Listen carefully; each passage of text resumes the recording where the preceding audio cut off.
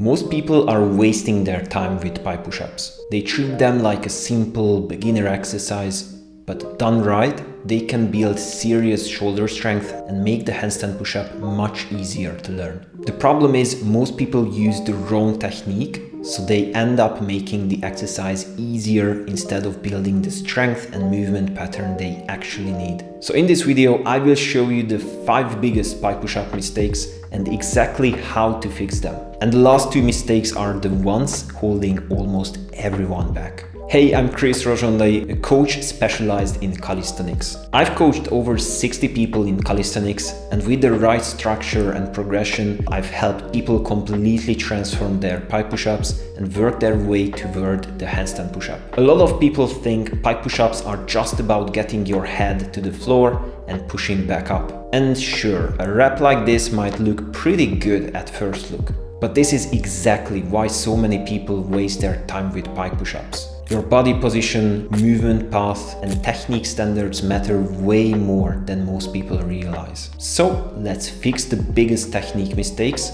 starting with your elbow path. First mistake, flaring the elbows and not going forward with your head. If your only goal is building shoulder muscle, flaring the elbows isn't necessarily wrong, but it has a very little carryover to other calisthenics skills, and it also makes the exercise easier. So if your goal is actually get stronger, level up your vertical pressing, and you maybe even want to learn a handstand push-up later, then keep your elbows tucked like this. Imagine touching the top of a triangle at the bottom. Placing an object at the ground and touching it with your forehead every rep is a great trick that will help you to move forward, not just down. Number 2, not having a proper pike position. You're offloading your shoulders, using way more chest, and basically doing a push-up with high hips. It's very hard to standardize this form, and we want to improve vertical pushing, not horizontal. So keep your hips high, create a real pike,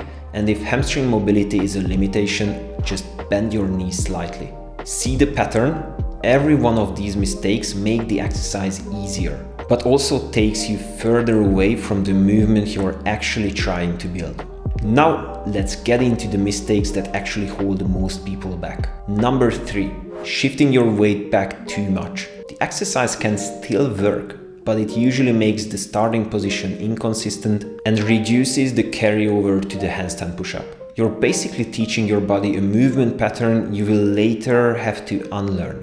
Makes no sense. So try to keep the weight on your shoulders even at the top and mimic the handstand push-up movement pattern as closely as possible. Number 4. This one isn't as obvious, but I see it all the time. Losing core tension and scapula protraction. These two usually happen together. This is where most people actually lose their strength. Winging your scapula puts your shoulder joint in a much weaker position and builds bad habits. Always create hollow tension and protract your shoulder blades. And yes, you might need to regress because it will feel a lot harder this way. But that's the point. And now the mistake I see more than any other. Record yourself. Seriously, most people have no idea they are doing this. You're ready?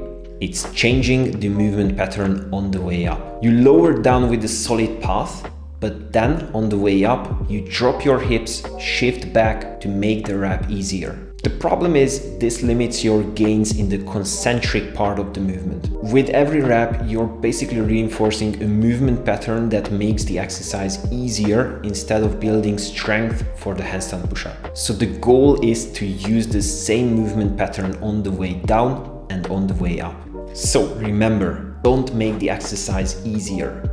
Practice the movement pattern that makes you stronger. If you need to regress to build a better movement mechanics, do it. That's how you build a real strength, and that's how advanced skills become much more achievable than most people think. My student Luca is a great example of that. We started by cleaning up his pike push-up technique, built his strength progressively, and eventually he achieved his first handstand push-up. And these are just a few people I've helped to improve their pike push-ups. If you stay patient and focus on building the right movement pattern, pike push-ups become much more than just a beginner exercise. And if you found this video helpful, hit the like button.